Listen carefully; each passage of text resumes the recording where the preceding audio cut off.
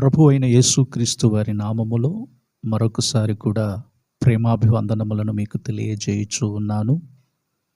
పరిశుద్ధ లేఖనములలో లోయలను గురించి కొన్ని ఆత్మీయ సత్యములనేవి ధ్యానించుటకు పరిశుద్ధాత్మ దేవుడు మనందరికీ సహాయం చేయునుగాక. పరిశుద్ధ లేఖనాలలో అక్కడక్కడ కొన్ని లోయలను గురించి లిఖించబడి ఉన్నది.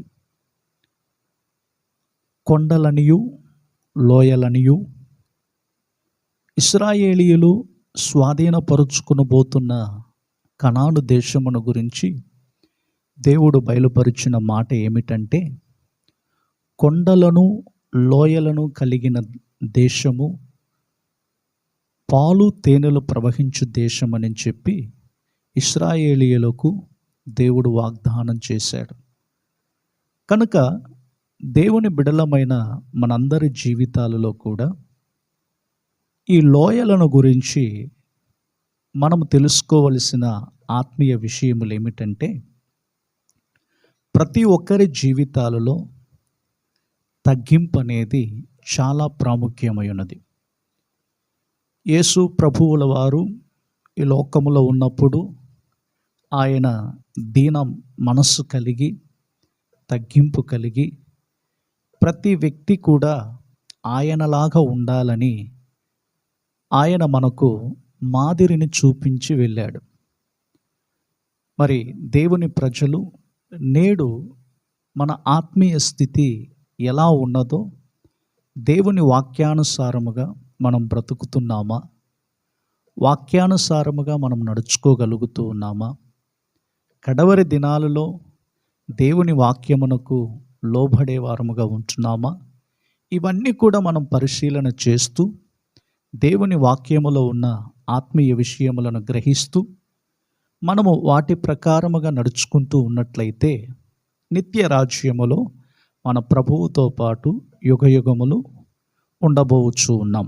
అటువంటి ఒక నిరీక్షణ, ఒక నమ్మకం, ఒక ధైర్యం ప్రతి వ్యక్తికి, అనగా యేసు ప్రభువును సొంత రక్షకుడిగా అంగీకరించిన ప్రతి వ్యక్తి జీవితములో నిరీక్షణతో కూడిన బ్రతుకులనేవి మనకు చాలా అవసరమై ఉన్నవి.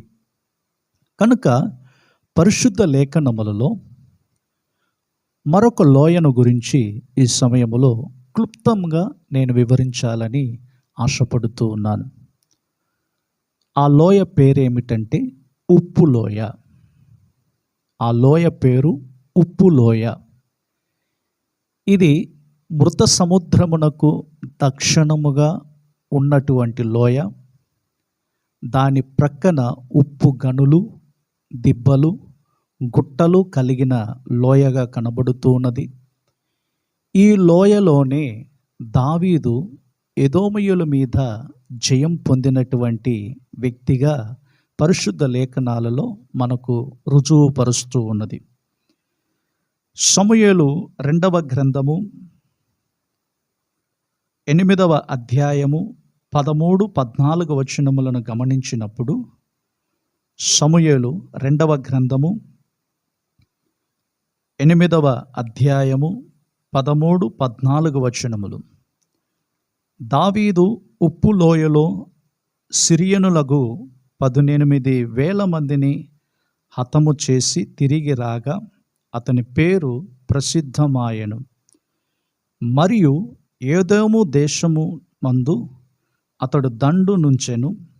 ఏదోమీయులు దావీదునకు దాసులు కాగా ఏదోము దేశమంతటా అతడు కావలి దండు ఉంచెను.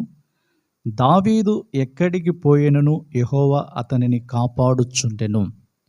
చూడండి, ఈ ఉప్పు లోయలో దావీదు ఎదోమీయులను జయించినట్లుగా మనం చూస్తూ ఉన్నాం.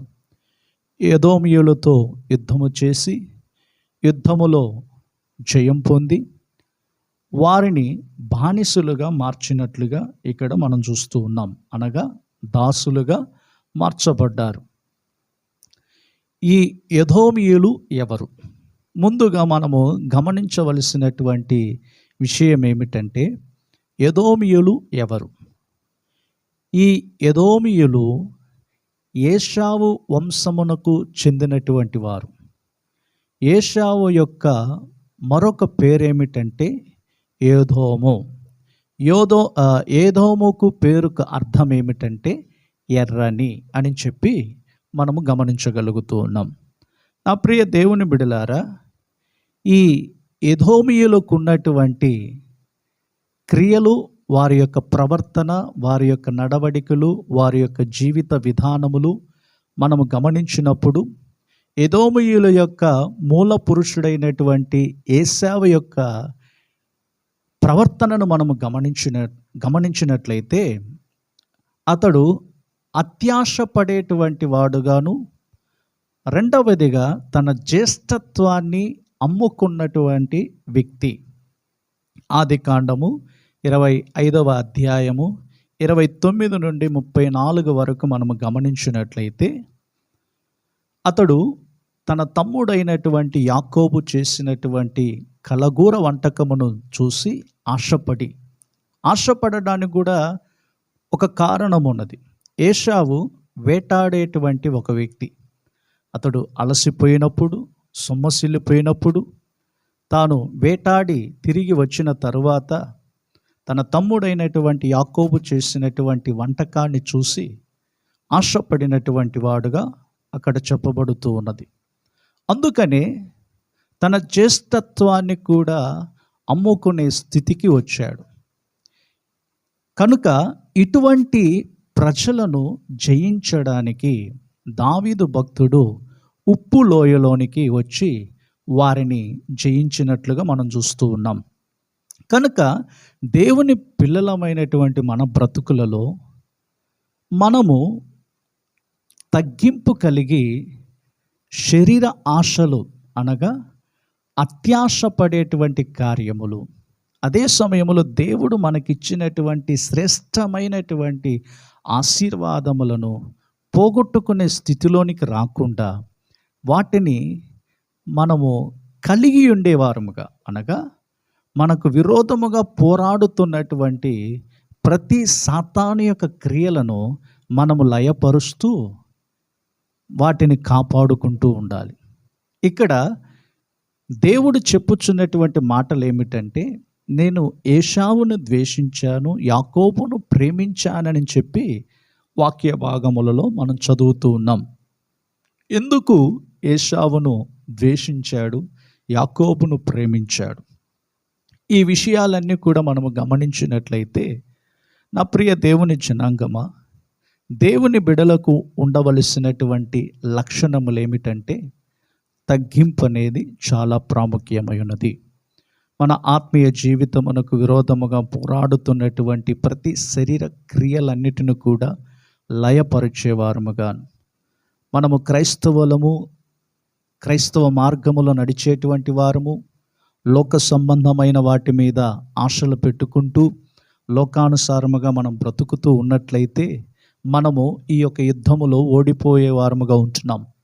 కానీ దావీదు భక్తుడు ఏం చేశాడు? ఉప్పు లోయలో సిరియనులకు 18,000 మందిని హతము చేసి తిరిగి వచ్చినప్పుడు అతని యొక్క పేరు ప్రసిద్ధమాయను అని చెప్పబడుతూ ఉన్నది.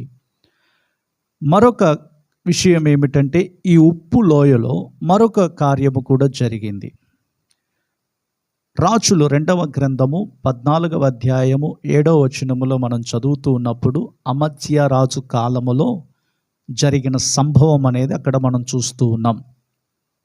ఈ అమత్స్య రాజు కూడా ప్రారంభములో దేవుని దృష్టిలో నమ్మకంగా ఉన్నాడు, యథార్థముగా ప్రవర్తించాడు.